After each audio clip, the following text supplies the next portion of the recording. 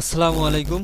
WordPress theme development Bangla টিউটোরিয়ালের আজকে 12 নম্বর পর্বে সকলকে স্বাগত জানাচ্ছি। আমি মামুন। বন্ধুরা, আমরা গত পর্বে আমাদের থিমটি অনেকটাই কাজ করেছি, তো আজকে আমরা একটা অনেক গুরুত্বপূর্ণ বিষয় নিয়ে আলোচনা করব। সেইটা হচ্ছে আমাদের মেনুবারগুলোকে আমরা ডাইনামিক করব। আমরা ডাইনামিক মেনুবার ব্যবহার করব। দেখুন আমাদের এই মেনুবারগুলো অনেকটাই মানে সম্পূর্ণটাই আমাদের স্ট্যাটিক মেনুবার। আমরা হেডারটা ওপেন করলেই দেখতে পাবো।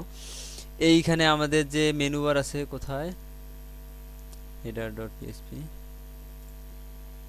ওকে সরি এইটা না, আমাদের মেনু বার হচ্ছে এইটা, আমাদের চেনা জানা থিম, এইটা যে আমার থিম ডাইরেক্টরি header.php।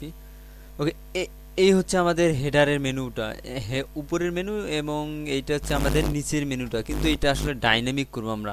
আমরা ওয়ার্ডপ্রেস থেকে মেনু ওয়ার্ড অ্যাপিয়ারেন্স থেকে মেনুতে গিয়ে আমরা মেনু তৈরি করে অ্যাড করে দেবো, ওইটা মেনু আমরা এখানে শো করব।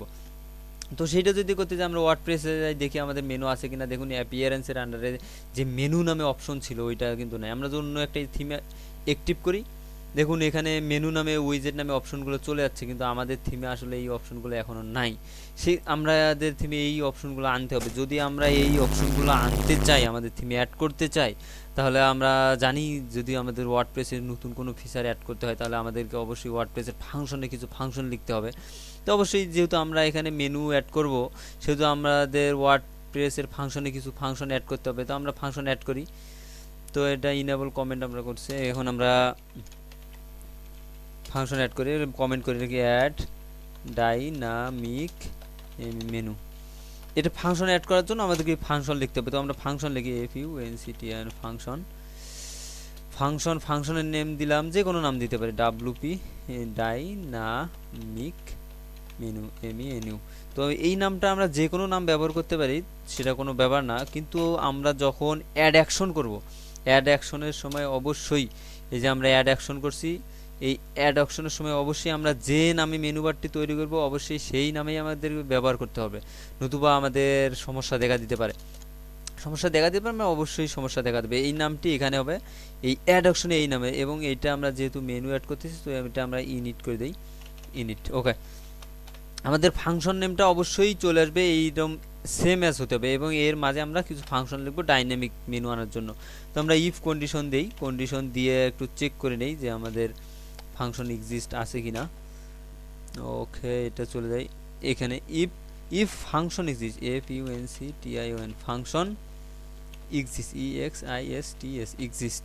এই ফাংশন এক্সিস্ট হচ্ছে পিএসপির এটা একটা লাইব্রেরি ফাংশন। এটার দ্বারাই আমরা নির্দিষ্ট নামে ফাংশন আছে কিনা সেইটা চেক করতে পারি। তো আমরা ফাংশন ব্যবহার করবো REGISTR underscore NAV nav menu, register nav menu, এই নামে আমরা ফাংশনটি ব্যবহার করব। ওকে, তো এইটা যদি ফাংশন এক্সিস্ট থাকে, যদি ফাংশন থাকে, আসলে আমাদের ওয়ার্ডপ্রেসে চেক করে নিলাম ওয়ার্ডপ্রেসে ফাংশনটি আছে কিনা, অবশ্যই আছে। তো আমরা এই ফাংশনটি ব্যবহার করব। ফাংশন ব্যবহারের নিয়ম আমরা জানি, ফার্স্ট ব্র্যাকেট, সেকেন্ড ব্র্যাকেট, শেষ এবং ক্লোজ। এবং এইটার হচ্ছে দুইটা প্যারামিটার দেওয়া আছে, প্রথম প্যারামিটার এবং সেকেন্ড প্যারামিটার।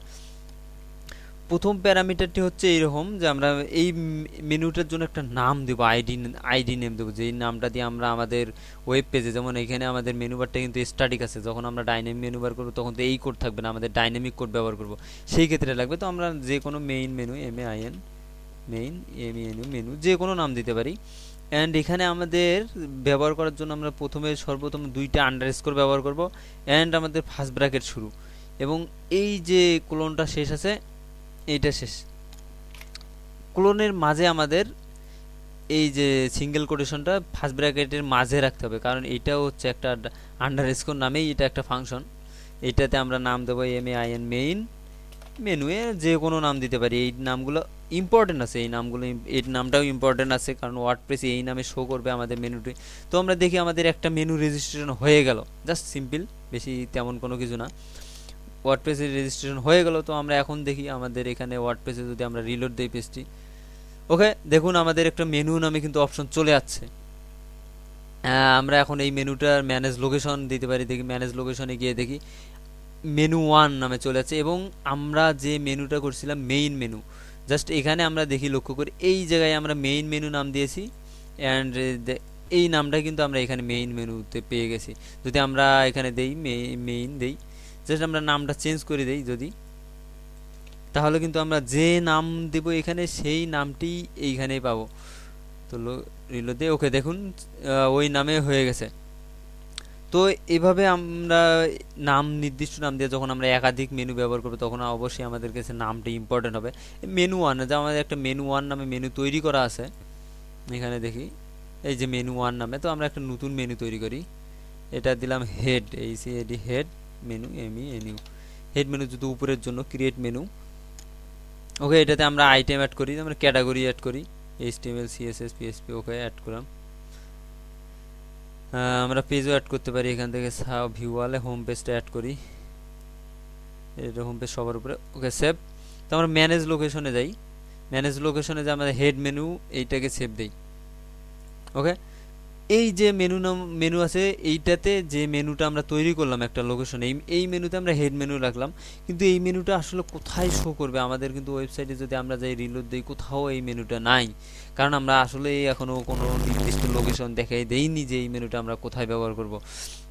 তো সেজন্য আমাদেরকে আমরা হেডার ডট যাই, হেডার ডট পিএসপি এই ফাইলটা ওপেন করে এই যে আমাদের আনঅর্ডার লিস্ট আছে, আমাদের ফিক্সড স্ট্যাটিক মেনুটা আছে, এইটাকে আমরা উঠাই দেবো। উঠাই দিয়ে এই জায়গায় আমরা ডাইনামিক মেনু অ্যাড করব।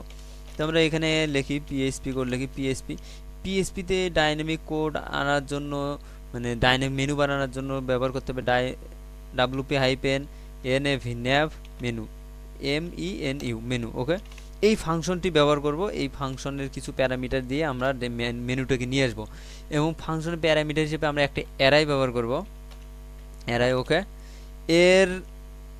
এরতে ভ্যালু দিয়ে দেই, ভ্যালুতে প্রথম ভ্যালুটা হচ্ছে আমাদের থিম, থিম লোকেশন,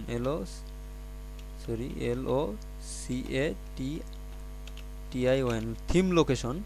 আমরা অ্যারের মান অ্যাসাইন করে দেই। আমরা জানি যাদের পিএসপি সম্পর্কে ধারণা আছে তারাই এগুলো বুঝবেন আসলে। এবং এইখানে নামটাতে আমরা যে নামে মেনু আইডি নাম্বার দিয়েছি সেই নামটাই দিয়ে দিই।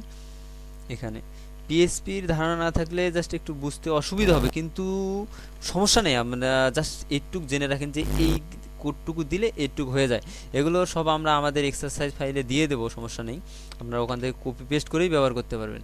তো আমরা যদি এখন রিলোড দিই আমাদের সাইটটা, দেখুন আমরা যে মেনুগুলো অ্যাড করছি আমাদের এই যে মেনুটা এইটা, যদি আমরা নতুন অ্যাড করতে চাই, নতুন অ্যাড করে আমরা সিম্পল পেস্ট অ্যাড করলাম। ওকে, সেভ দেই।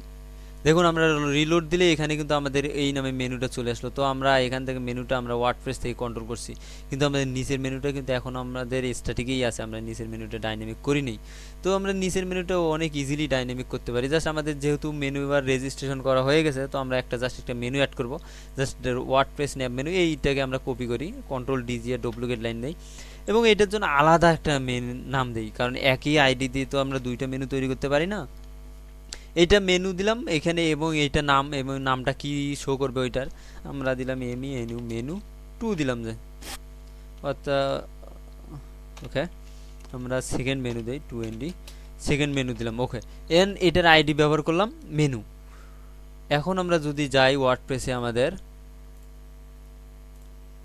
আমরা ম্যানেজ লোকেশনে গিয়ে দেখি, দেখুন এখানে সেকেন্ড মেনু নামে একটা নতুন মেনু অপশন হয়ে গেছে। তো এখানে আমরা হেড মেনুটাই দিয়ে দিচ্ছি আপাতত। এইভাবে মেনু তৈরি করতে হয়, এগুলো আমরা আমাদের বেসিক ওয়ার্ডপ্রেসে আলোচনা করছি।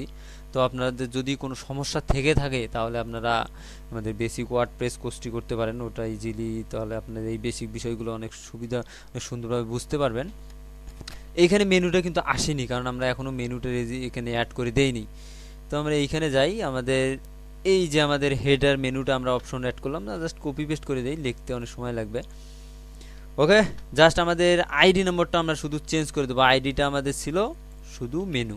ওকে, এখন আমরা যদি রিলোড দিয়ে দেখি চলে যাচ্ছে, এই জায়গায় আমাদের মেনুটা চলে যাচ্ছে। তো আমরা নতুন একটা মেনু অ্যাড করেও এভাবে করতে পারি, এভাবে আগের যদি আমাদের তৈরিকৃত কোনো মেনু থাকে সেগুলো এভাবে ম্যানেজ লোকেশনে অ্যাড করে দিয়ে তৈরি করতে পারি। যদি এরকম আমাদের আরও মেনু প্রয়োজন হয়, আমরা যদি বিভিন্ন জায়গায় যেমন লেফট সাইড বা রাইট সাইড যদি বিভিন্ন জায়গায় মেনু ব্যবহার করে থাকি, তো আমরা সেভাবেও এভাবে মেনু বা জাস্ট আমাদের শুধু ফাংশনে গিয়ে এই যে আমার রেজিস্টার ন্যাপ মেনু, এইরকম মেনুতে এই ফাংশনটিকে বৃদ্ধি করে আমরা আরও একাধিক মেনু অ্যাড করতে পারি। তো আমরা মেনুটা অ্যাড করলাম অনেক ইজিলি। তো আপনারা এগুলো প্র্যাকটিস করেন এবং এগুলো আমাদের এক্সারসাইজ ফাইলে আমরা এগুলো দিয়ে দিছি, সমস্যা নেই, আপনারা এখান থেকে ব্যবহার করবেন। ওকে, আজ এ পর্যন্তই। সকলে ভালো থাকুন, সুস্থ থাকুন, আল্লাহ হাফেজ।